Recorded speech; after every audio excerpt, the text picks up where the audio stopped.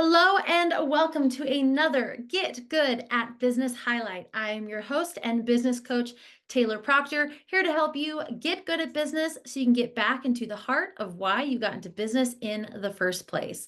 And of course, one of the ways that we do that is through utilizing the I Move method, which of course stands for intuition, marketing, operating, velocity, and Which of course execution. stands for intuition, marketing, operating, velocity, and which of course stands for intuition. A little bit of feedback happening here. Sorry about that. So yes, we are all about the I Move method here. And in that, the I Move method we have found is a great way to help entrepreneurs get good at business. And today I'm so excited to be joined by our wonderful guest, Marcela Ferrinha. You She is got it. an international award-winning chef, 2023's Utah Best Pastry Chef, a TV host, a culinary consultant, and a chef instructor. She is specialized in menu creation and design, food styling, photography, and staging, management consulting for restaurants, cookbooks, social media, and more. Marcela, thank you so much for joining us today. Thank you. Wow, that was a lot. Nobody ever described me like that. I love it. That's funny. As we dive into the areas of the I Move method, obviously, we do these podcasts so that our listeners and other business owners can learn from other business owners about how to get good at business. But before we get into those areas and the I Move method, why don't you share with us the moment or the experience that you had that really inspired you to become a chef and to start your own culinary consulting business? Well, I'm originally from Brazil, so I moved to US 17 years ago, and I was really swollen in this industry. To be very honest, I didn't choose to be a chef or anything. I wanted to be a biologist, like a marine biologist working with the whales in the ocean. Yeah, that was my plan. But in 1999, I went to tourism and hospitality school because it didn't happen the way I wanted to go to biology school. So I'm like, okay, well, tourism is fun too. We can go traveling and all that. And in 2003, when I graduated, I was in the plans to move abroad because, like I was living in Rio, but unfortunately, tourism in Brazil is huge, but it doesn't pay as good as I thought it would be, So in 2006, I met my husband in Brazil too. And then we start planning, and then we moved to the US. But I came as a exchange student to do a management program in a resort in Florida. And I came 4 months before my husband, and it was crazy because when I first stepped in here, I was first time like moving in by myself. I didn't know how to cook anything. I was basically living off McDonald's, Taco Bell, and whatever box food I could find at Walmart. And I gained 45 pounds in the first year, so it was not fun.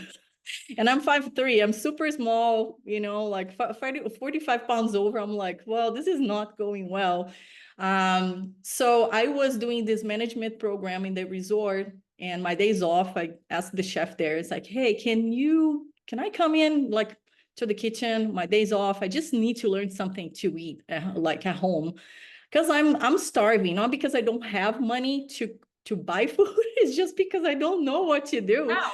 Yeah, and it's funny story because I remember going to Walmart the first week I was here, and we have Walmart in Brazil too, but it's a different scenario type of supermarket. It's more like fresh food, and I came here, a bunch of boxes, cans, and all this stuff, and I'm like, oh my God, what am I gonna eat? So I found canned beans, and I was super excited. I'm like, rice and beans are huge in Brazil, so I was like, okay, great, I'm gonna make rice. I knew how to make rice. So I was like, okay, beans. But I thought they were the same as my mom's, because my mom, she makes the best beans ever. So I opened the can, put in the pan, start heating up, and then put on a plate, start eating. And then I was watching TV with my roommate, and I started crying. And he's like, what is wrong with you? I was like, oh my God, this doesn't taste anything like my mom's. And he started laughing, like cracking up. I'm like, you know what? I need to learn something. So that's when I went to the chef and I said, can I come in? You don't have to pay me. I just want to learn some stuff. And first day was a disaster. I cut all my 10 fingers. This is true story. Second day, I burned my entire palm of my hand. and it was crazy. And from there, I started like learning more because my coworkers, like I made friends for life that time, and they're like, okay, let me show you how to hold the knife, do this, do that. And I was like, wow, this is fun. I think I can start doing that. And yeah, so since then I started doing that. 2011 when I moved to Utah. Oh, sorry, 2009 when I moved to Utah. I have a good friend of mine who lives in Park City. He owns a couple of restaurants there. And he was like, why don't you start making Brazilian truffles to sell? I can sell here in my restaurant. I'm like, because he tried, I gave to him like to try my truffles. And I was like, wow, okay, cool. So what's happening Park City Sunday Market? And he asked me, he was like, you don't have to apply for the market because it's already started. It's going to be complicated because you need like licenses and all that stuff. You can use my license and sell in front of my restaurant. So this way you don't have to pay for the fee for the market and all that. It's like, okay, cool. So that's how I started like in the pastry world. And then like, okay, great. I think I can do more stuff too. So I started making more and more like cakes and, you know, and 2011, I went to culinary school to the Salt Lake Community College. And in 2021, I started being a chef instructor there, like 10 years later, from student to instructor. So it was pretty cool, you know, like 17 years later, now I'm teaching people how to cook and I absolutely love it. It's way fun. That's amazing. And I love too that it's like started out with one direction and life just has a way of Yeah, guiding you down the other paths. I love yeah, that. yeah. It So changes the whole thing. let's get, and I think that's a great pathway here into the I move method because the I of I move is intuition. And I Mhm. think there's a couple of ways to ask you this question. One is how do you utilize intuition to guide what you do in your business, right? I feel like there's a lot of intuition with creating menus and food styling and those types of spaces, but also how do you utilize intuition in your life and in your business, just generally speaking, in helping grow what you offer? Well, I think the basic, and that's what I teach my students too. If you start what you like to eat, it's so much easier because you know sometimes chefs, and I see this a lot, not only in Utah but a lot of like trends a lot around the world, and they want to do so much out of their comfort zone and out of their boxes. Who never been to a restaurant, they're like, oh my gosh, this restaurant is booming, everybody loves it, and then you go there, you get so disappointed and you have to pay that food that you didn't like it because they got out completely off the dish, you know, like Yeah. I don't know, like some very basic things that should be simple with a lot of flavor, they start adding so much to it. So I really like to, everything I make, I like to try. And if I like that, if I like first, most likely 9 other people are going to like it too. So I'm like, this makes so much easier. And I have a good friend of mine in New York. He's one of like best pastry chefs in the country. He's French. And when I got my first executive chef job, I was super nervous about it. And I asked him, like, so what should I do? It's like, Marcela, don't start with the basics. What do you like to eat? Do that and perfect a little bit, you should be just fine. I'm like, okay, good. And it's been working super well this way too. Of course, when I'm consulting for restaurants, I have to kind of follow what they have on the menu to kind of match with the savory menu. We cannot go too much off. For example, an Asian restaurant and you do a complete French dessert menu, it doesn't match, you know? So then if you do like maybe French based fusion with some Asian, it is a pair. You try the recipe a couple times, give to another 3, 4 people to try it. Everybody's like, oh my gosh, this is great. Go for it because it's going to be success for sure, you know? Mhm. Okay, I love that. So you have this culinary consulting, you're teaching, you're a chef, you're helping restaurants, you're doing all of these things that are so amazing in the food space. Thank What you. strategies have you found to be most effective in promoting and marketing what you do? Social media for sure right now. Yeah, and care about your name. That's number one thing for me. And you know, like I'm very annoyed to work with, and I tell that to everyone. I want things to be clean. I want to be organized because if not, I cannot work.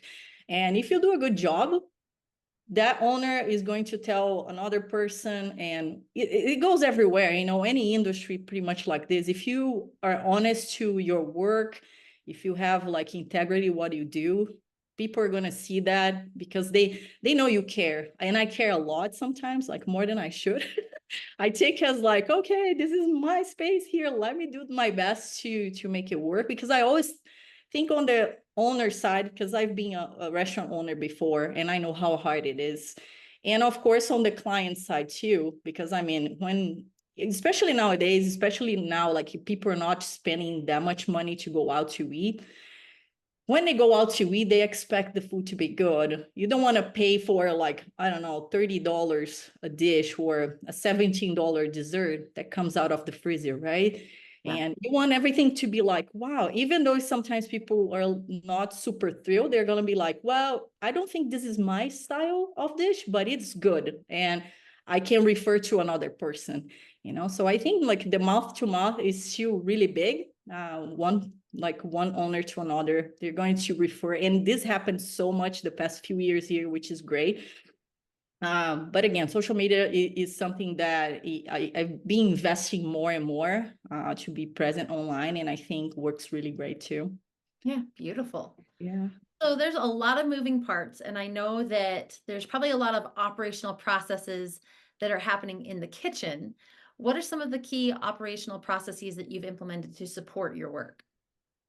I think organization is the key. Like it's sometimes, even sometimes like you go in some kitchens that they have no baking equipment. This happens a lot because unfortunately, oh yeah, they don't have, it's not that people don't value the dessert, but they don't have the mentality yet that the dessert is probably the most important part of a meal, you know. And I teach that to my students too. I'm like, if you do it right to the last dish, probably that's what people are going to remember the most when Yeah. you go to the restaurant, you know. Because if the dessert's not good, they're going to be like, oh yeah, the dessert was not good, I'm not coming back to this place, even though everything else was good. That's the last thing they remember.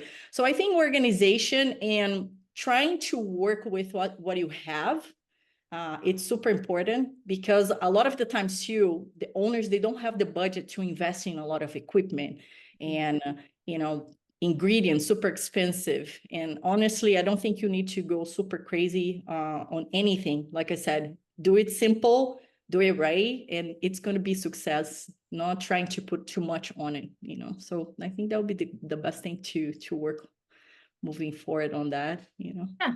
I Yeah. love that. And I think it's funny too, because you said, the dessert is that last piece. And I thought, yeah, that's the part that leaves the taste in your mouth for the whole experience. Absolutely.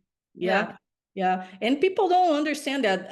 And it's proven by research. If you do a lot of research about restaurants and what people want to do with their lives, 85% of the world, of known people in the world, they want to own a restaurant. I don't know why they want to do that, but I'm like, okay, good luck. And yeah, 85% of people, they want to do that. And then another thing too, people, they go to restaurant one for the customer service. It's not because of the food. The food comes in second and sometimes third, you know. Yeah.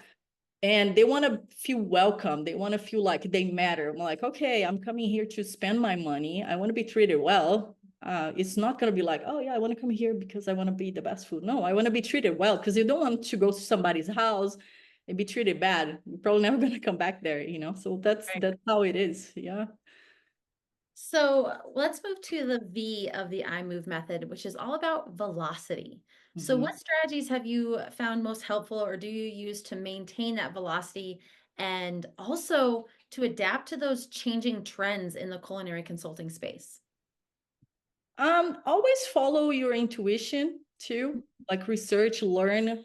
Even if you don't know how to do something, I think it's important that you learn how to do it. And if you are completely not comfortable on how to do something, don't do it because it's gonna be like a big fail, you know. And I think that happens a lot in this industry.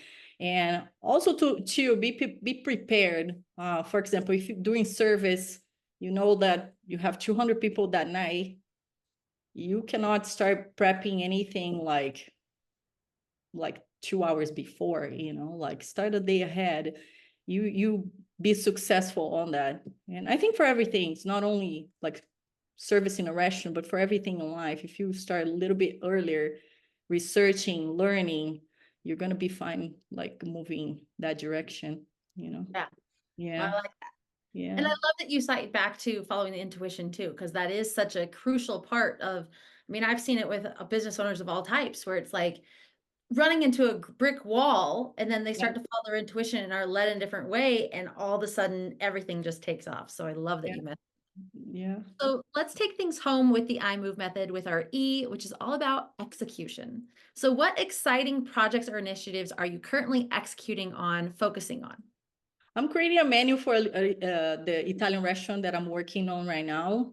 We're going to put the menu soon, probably second or third week of August. The creation part is fascinating, not only because you're trying like several different, like testing a bunch of recipes and, you know, see what it's going to be like super pairing with that, like how it's going to be together with the main menu, all that, but also the best part for me on the creation side of it is when I start making something, I finish the plate, I'm like, okay, let's see if it's gonna work. I take a picture and I give to the team to try it. And those 3 seconds, every time people just bite, they're like, they close their eyes all the time and they're like, oh my gosh, this is so good. So this is the best part for me, absolutely. And of course, the day off that we put the menu out is very like nerve wracking in a way because you don't know how it's going to be the response of the guests. So I try to be there for this first few days just to see what the guests are going to say about it. I try to approach the tables and hey, what do you think? Please give me your honest opinion. If you didn't like, I can fix something here, you know, like that would be super nice if you give me your feedback. So I think that's the best part for sure. Oh, I love that. And it sounds so it's so rewarding. It sounds like It it's so is. rewarding for you to be able to connect with people, to connect with business at restaurants, Yeah.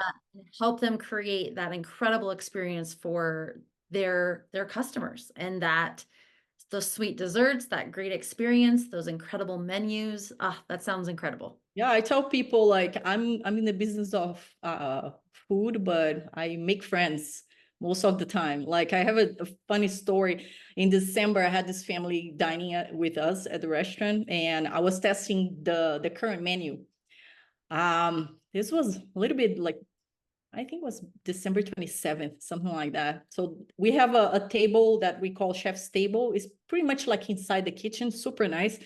And the couple, the two kids, and the grandpa. And my bakery has a window. So I'm there like concentrated doing like my thing. And the grandpa was sitting there. He stood up and started staring me sing, but I didn't see him because I was like focused on what I was doing. And I finally saw him and I was like, hi. And he was like, hey, good job. And he gave a heart. I was like, oh, that's so cute. So I came outside and it's like, hey, how you guys doing?